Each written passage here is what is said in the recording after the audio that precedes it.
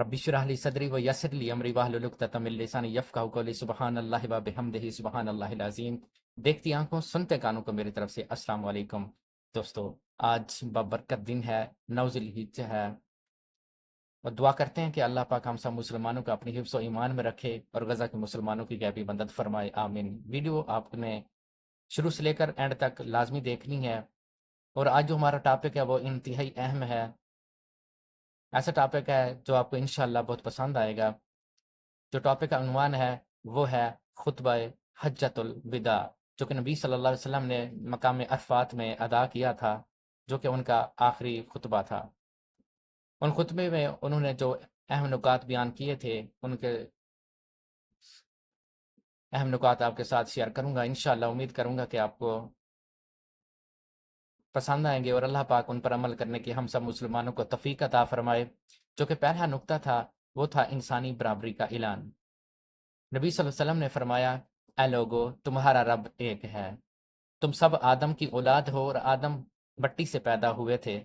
کسی عربی کو کسی اجمی پر، کسی اجمی کو کسی عربی پر، کسی گورے کو کسی کالے پر، اور کسی کالے کو کسی گورے پر کوئی فضیلت نہیں ہے سوائے تقوی کے۔ جو دوسرا پوائنٹ تھا وہ تھا جان و مال کی حرمت۔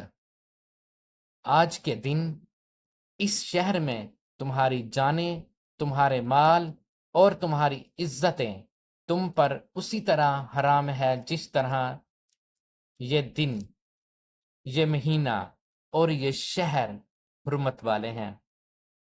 اور تیسرا جو پوائنٹ تھا وہ یہ تھا کہ سود کی مکمل ممانعت۔ آج کے دن میں ہر قسم کا سود ختم کرتا ہوں، اور سب سے پہلے اپنے خاندان یعنی عباس بن عبد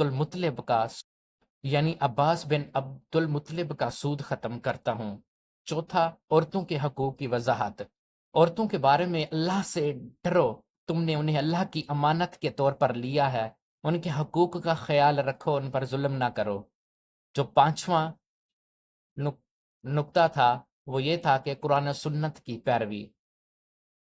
میں تمہارے درمیان 2 چیزیں چھوڑ کر جا رہا ہوں، اگر انہیں تھامے رکھو گے تو کبھی گمراہ نہ ہوگے۔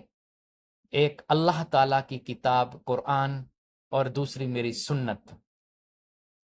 اور جو چھٹا جو نکتہ تھا وہ یہ تھا کہ دین مکمل ہو چکا ہے۔ اللہ تعالیٰ نے اس دن یہ آیت نازل فرمائی، جس کا ترجمہ کچھ اس طرح سے ہے کہ آج کے دن میں نے تمہارے لیے تمہارا دن مکمل کر دیا، اور تم پر اپنی نعمت پوری کر دی، اور تمہارے لیے اسلام کو دین کے طور پر پسند کر لیا۔ اور جو 7واں نکتہ تھا وہ تھا امت کی ایمانداری کی تلقین۔ جو لوگ موجود ہیں وہ ان لوگوں تک میرا پیغام پہنچا دیں جو موجود نہیں ہیں، ہو سکتا ہے سننے والا تم سے زیادہ سمجھ رکھتا ہو۔ جو 8واں نکتہ تھا وراثت اور باپ دادا کے فخر کا انکار۔ جہلیت کی تمام رسمیں میرے قدموں تلے روند دی گئی ہیں، نسب پر فخر اور باپ دادا کی بڑائی ختم کر دی گئی ہے۔ 9واں جو نکتہ تھا وہ تھا آخرت کی تیاری کی نصیحت۔ تمہیں اپنے اعمال کا اللہ کو جواب دینا ہے، ہر انسان اپنے عمل کا خود ذمہ دار ہے۔